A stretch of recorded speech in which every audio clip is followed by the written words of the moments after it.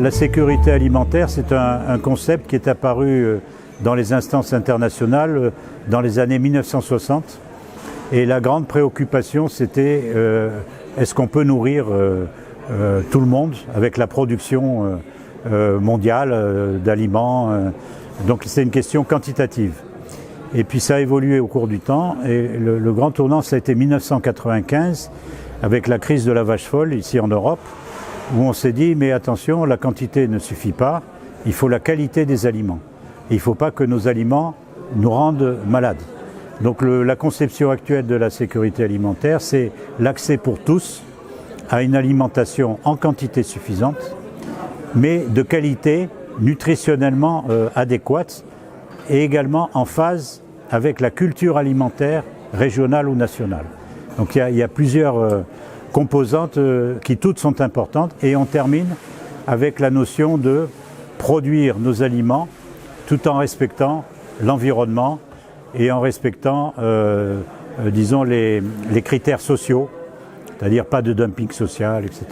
C'est une définition très exigeante, mais qui est en même temps un objectif formidable pour l'humanité. Alors, le défi, c'est pas tant la quantité, parce qu'aujourd'hui, en 2017, si je fais la somme de toute la nourriture qui est produite dans le monde, il y a largement de quoi nourrir convenablement tout le monde.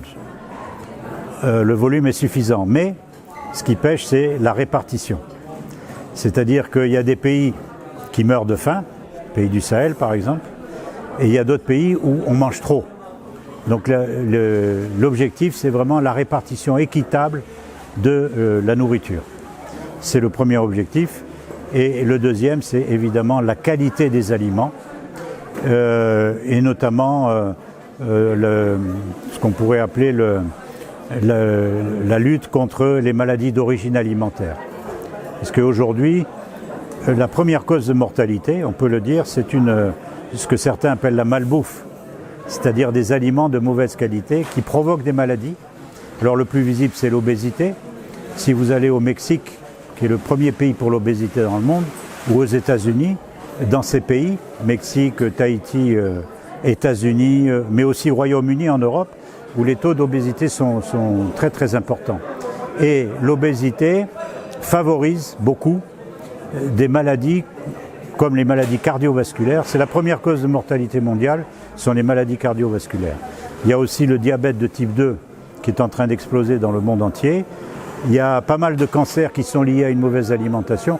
Donc tout ça fait qu'on est en insécurité alimentaire et qu'il faut absolument qu'il y ait des mesures au niveau gouvernemental, ça ne peut être que là, et international, pour enrayer ces maladies d'origine alimentaire.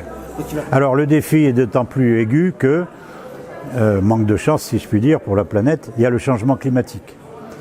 Aujourd'hui, malgré les négationnistes, le changement climatique est là, et chaque nouveau rapport du GIEC, le groupe qui suit le climat au niveau mondial, nous dit mais attention, on est en train de dériver complètement, y compris par rapport aux objectifs de la COP21 à Paris, où on devait limiter le réchauffement climatique à 2 degrés ou 2,5 degrés par rapport au début de la révolution industrielle. Aujourd'hui, les scénarios les plus pessimistes disent que ce sera plutôt 5 degrés. Alors soyons quand même optimistes et disons que c'est 3 ou 4 degrés. Mais ça déjà, ça va provoquer des bouleversements, y compris sur la production alimentaire, puisque les rendements vont plafonner et on parle même de dégradation de la qualité des aliments du fait du réchauffement climatique. Donc ça, c'est un défi énorme que la planète doit saisir.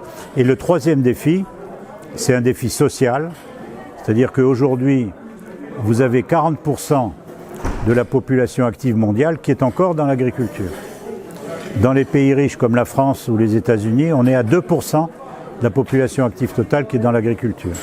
Donc ceux qui disent que les pays du Sud doivent imiter nos trajectoires économiques sont complètement se plantent complètement, puisque ça signifierait des centaines de millions d'agriculteurs jetés par l'exode rural vers les grandes villes, les bidonvilles, etc. Donc c'est pas sérieux, je dirais vraiment, c'est pas sérieux de dire laissons faire l'exode rural.